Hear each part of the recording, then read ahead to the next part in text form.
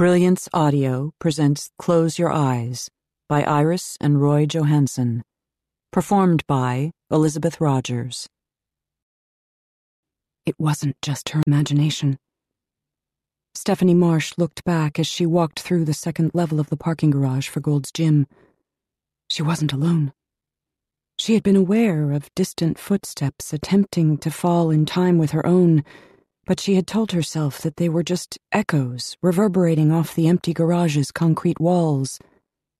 No such luck. There was definitely someone in the shadows behind her. Or was he in front of her? Stay calm, she told herself. It wasn't as if she were one of the gym's perfect 10s who were weirdo magnets in their skimpy, form-fitting workout wear. But since when did a psycho need a reason to attack a woman at 10 p.m. in an empty parking garage? She was okay, she told herself. Everything would be fine, as long as those security cameras were... Her heart jumped into her throat. Shit. The cameras were in place, but the reassuring red glow of their power lights were nowhere to be seen. She did not break stride as she reached into her purse and gripped the rubber case of her mobile phone. She raised the phone and stared in disbelief at its illuminated screen. No carrier. She was accustomed to losing her signal, but not her entire freaking phone company. This couldn't be happening. Need help, young lady? A man stepped from the shadows in front of her. He wore dark tennis shoes, khakis, a t-shirt, and a pullover sweater similar to the one her grandfather wore. The man was probably over 60, and his entire face crinkled as he smiled. He looked like a nice man, but she knew better than to lower her guard. Jeffrey Dahmer might have looked like a hell of a nice guy.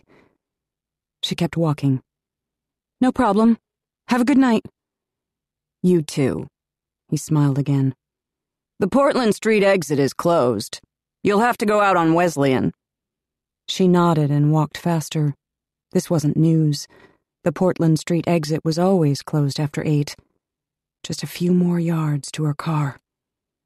The man held a map of some kind. Could you help me out with this? I've been wandering around this cockamamie garage for 10 minutes trying to find a... She made a wide arc around him as she neared her car. I'm sorry, I'm in a hurry. He took a step closer, and then another. If you'll just take a look at this. The map fell away, revealing a glint of steel.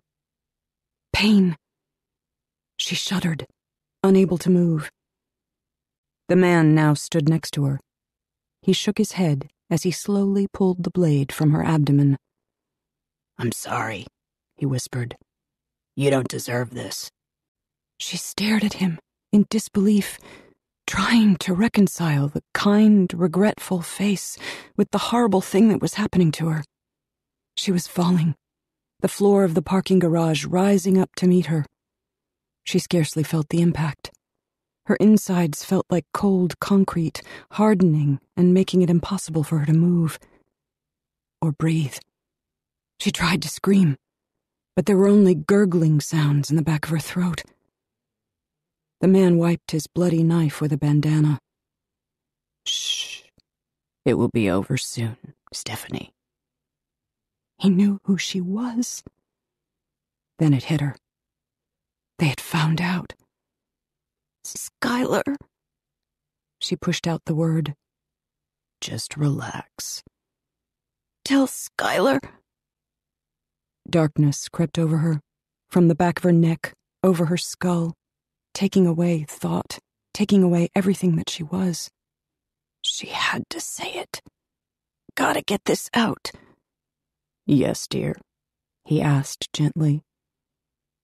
Her eyes fluttered as she summoned the last bit of energy her body would ever give her. Tell Skylar I said to go to hell.